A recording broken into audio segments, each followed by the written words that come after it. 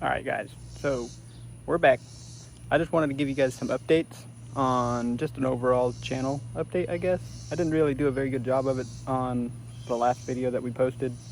So first off, we've got the V10 still. It's going as strong as it can. Its transmission is pretty shot. It needs a new one. Won't lie to you. It's pretty beat up. But the Mustang, we did fix it. We fixed the Mustang pretty good. So there's that. I haven't noticed any leaking oil, or not oil, but I haven't noticed any coolant leaks. So I'm pretty sure we've got that sorted out as far as the issues we were having with the coolant getting into the cylinders. We still need to do spark plugs and wires on it, but I kind of made a bit of a purchase that is going to put a little slack into that, which is this truck, which is hopefully going to be the new daily driver. But before we can do that, we got to figure out why it's got a crank and no start. I have a bad feeling that it's probably going to be more than I anticipated it being, because I think it jumped timing. So I'm going to give her a little crank here.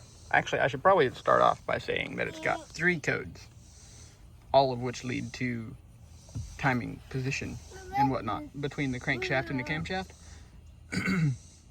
But I picked this thing up for pretty cheap, so I've got a little bit of wiggle room to be able to get it going. And if I can get it to run, it'll be a great daily driver so that we can actually do some work on the Mustang. But all right, here we go.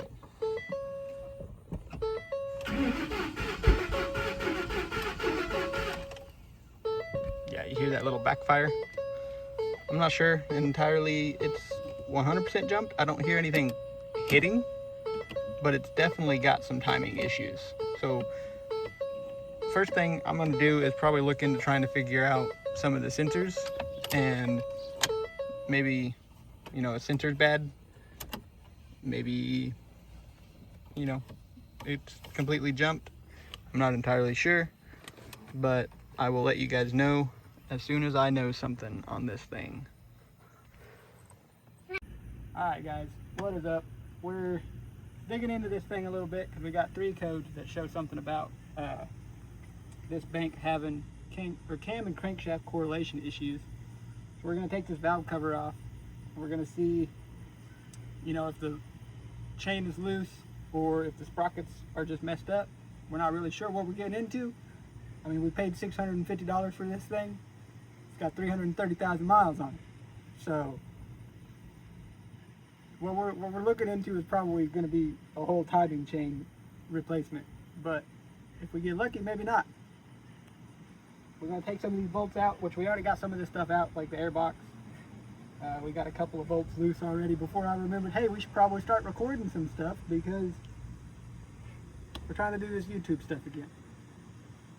But I reckon we'll get to it. We already got a couple of them loose. We'll try to get some of these out. It's the first time ever working on some of these, so we're going to see what we can do.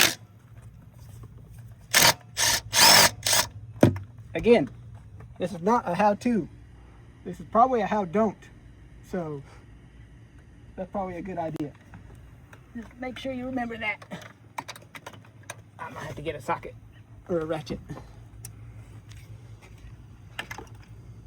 Appreciate it. If you noticed, I'm not the one recording this time, so this is going to be a lot easier. So you guys can actually see some stuff. Yep. Probably don't need all of this. Kind of tight back there. You want a short? No, because I got to get around the coils. Should probably take the coils off when you do this. We're not going to. We're just going to hope for the best.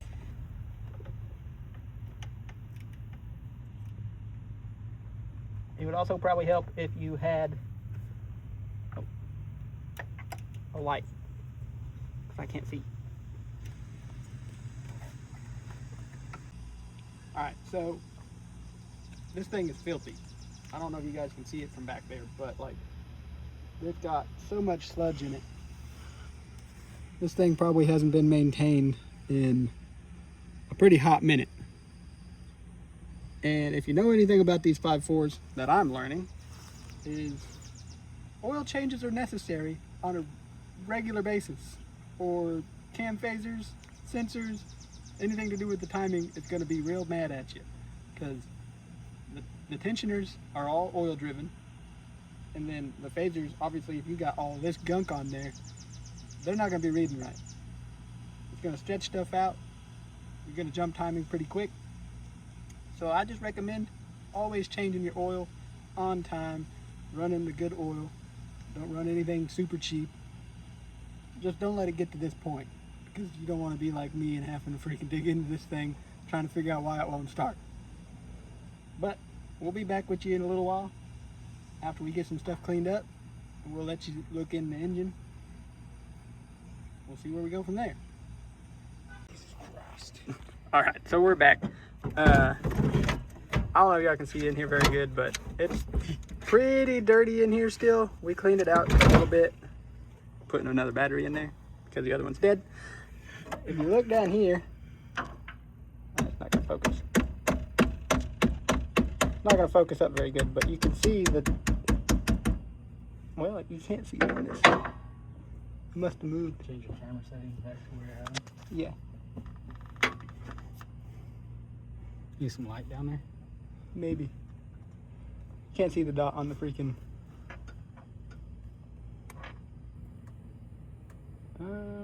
I think. Well, there was a freaking. It's in timing.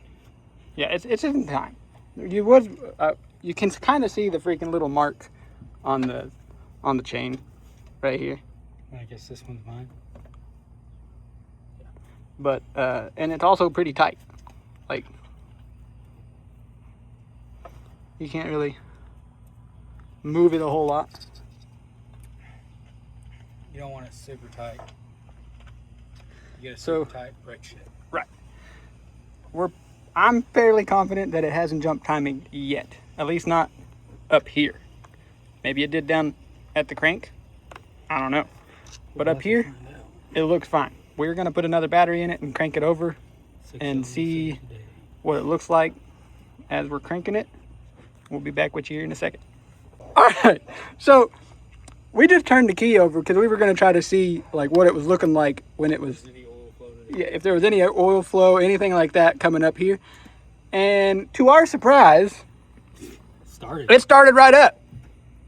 We had to kill it because it started shooting oil everywhere, and it was running.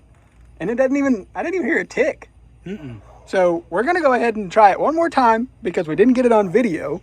And I mean, that's something you got to get on video, right? It's only running on half the motor. This side That's of the valid. motor has no We don't spark. have any spark plugs on this side. So the fact that it started and idled with only Yeah. half the motor running, which means this motor is by far dead. You know what I mean? Yeah, this thing's honestly, I don't even know what just happened. I just resurrected it. That's what happened. You want to get in there and try to start it up one more time? Yeah. Watch, now it's not going to start.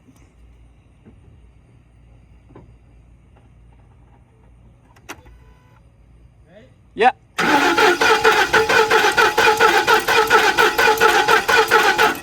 See, I told you it wasn't going to start because we done freaking.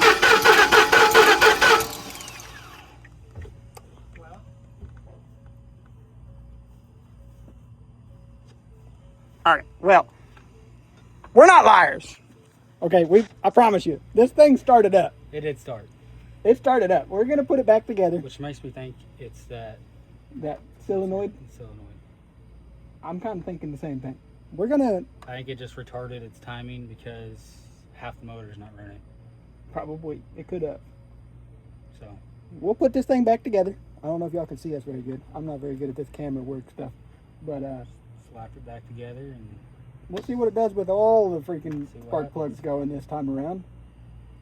I'll tell you what, the fact that it started up a minute ago gives me hope that this engine's not dead yet, even with 330,000 miles on it. It didn't sound dead. It sounded pretty healthy, to be fair. Like with, It did. It sounded like it had a lot of life left in I it. almost wonder if we should take that VCT valve out and just give it a good cleaning before we put it back together. Yeah? Just because we're already in here, we might as well maybe just take it out, clean it up real good, and give it a try. Might as well. So we're gonna go do that real quick. We'll get you back whenever we get everything put back together. If there's anything crazy whenever we pull this VCT valve out, I'll show you guys that too, you know that. But until then, we'll catch you on the flip side. All right, we got it all set back in there.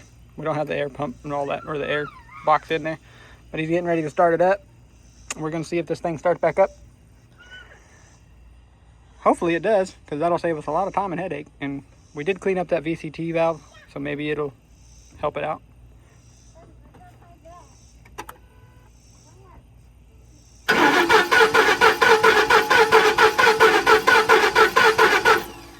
Nope, not starting yet. But we're gonna see something here. Oh, I don't have anything to. What's that? Oh, we do got fuel pressure. Alright, so we're back to where we started at. But Put lighter on you. a lighter? Why do you want a lighter? Just curious if you have a lighter. No, I don't have a lighter. The fuel does kind of smell like bad. Huh? We're gonna probably run some code to see if there's anything that showed back up. I might unplug some of this stuff just to see what it does. Again, I can't get it loose. We did start up one time, so that means something's doing something right, and the engine's not toasted. That's a good point. So we'll be back with you guys at some point, see what happens. Catch you on the flip side.